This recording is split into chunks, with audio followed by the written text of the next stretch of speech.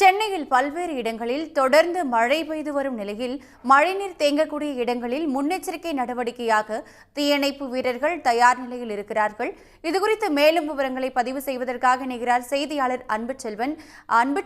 அந்த டிட்வா புயல் காரணமாக சென்னையை பொறுத்தவரை காலை முதல் மழை பெய்து வருகிறது. தீயணைப்பு வீரர்கள் மொத்தமாக எத்தனை பேர் இந்த பணிகளில் ஈடுபட்டு வருகிறார்கள்? விவரம் என்ன? டிட்வா புயலை பொறுத்தவரை ஆழ்ந்த காற்றழுத்த தாழ்வு மண்டலமாக மாறியதற்கு பின்பாக சென்னையில் காலையில் இருந்து பரவலாக மழை பெய்து கொண்டிருக்கிறது. அதிலும் ஒரு சில இடங்களில் கனமழை என்பது பெய்து கொண்டிருக்கிறது. குறிப்பாக சென்னை மாநகராட்சி மற்றும் தமிழக அரசை பொறுத்தவரை மழை முன்னெச்சரிக்கை நடவடிக்கைகளாக கடந்த ஒரு மாதத்துக்கு முன்பாக இருந்தே மேற்கொள்ளப்பட்டிருக்கிறது. அந்த மேற்கொள்ளப்பட்ட நடவடிக்கையின் அடிப்படையில் எங்கெல்லாம் மழைநீர் அதிக அளவில் தேங்குமோ அந்த இடங்கள் அனைத்தையும் அடையாளம் காணப்பட்டு ராட்சச பம்புகள் என்பது நிரந்தரமாக அந்த இடங்களில் வைக்கப்பட்டிருக்கிறது.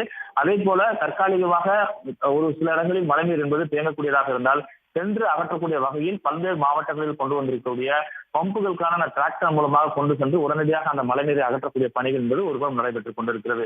இவை மட்டுமல்லாமல் அந்த புயலின் காரணமாக வெள்ளப்பெருக்கு எதுவும் ஏற்பட்டால் உடனடியாக அந்த அதிக அளவில் மழைநீர் தேங்கக்கூடிய பகுதிகளை அடையாளம் கொண்டு அந்த இடங்களில் தீயணைப்பு படை வீரர்கள் மற்றும் மீட்பு படையினர் குறிப்பாக அங்கே இருக்கிறார்கள். இரவு பகலாக இருப்பதோடு மட்டுமல்லாமல் மக்களை மீட்டு வருவதற்கான போட்டுகளும் தயார் நிலையில் வைக்கப்பட்டிருக்கிறது. அந்த போட்டுகள் மூலமாக மீட்பதற்கான பணிகளுக்கான ஏற்பாடுகளும் செய்யப்பட்டிருக்கிறது.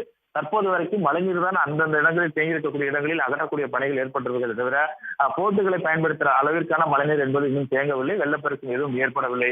இருந்தாலும் முன்னெச்சரிக்கை நடவடிக்கையாக மழைநீர் அதிக அளவில் வரக்கூடிய இடங்களில், அதாவது குறிப்பாக இந்த வேளச்சேரி, விஜயநகர் உள்ளிட்ட பெருங்குடி உள்ளிட்ட இடங்களில் அதிக அளவிலான மழைநீர் என்பது வெள்ளப்பெருக்கு ஏற்பட்ட போது வருவதற்கான வாய்ப்பு இருக்கிறது. அப்படியான இடங்களில் பொதுமக்களை மீட்டுக் கொண்டு வருவதற்காக தீயணைப்பு படையினர் மற்றும் போட்டுகள், அதே போன்று பைப்பர் போட்டுகள் உட்பட அனைத்தும் தயார் நிலையில் அந்தந்த இடங்களில் வைக்கப்பட்டிருப்பதால் தேவையான முன்னெச்சரிக்கை நடவடிக்கைகள் என்பது மேற்கொள்ளப்பட்டிருக்கிறது என்று சொல்லலாம்.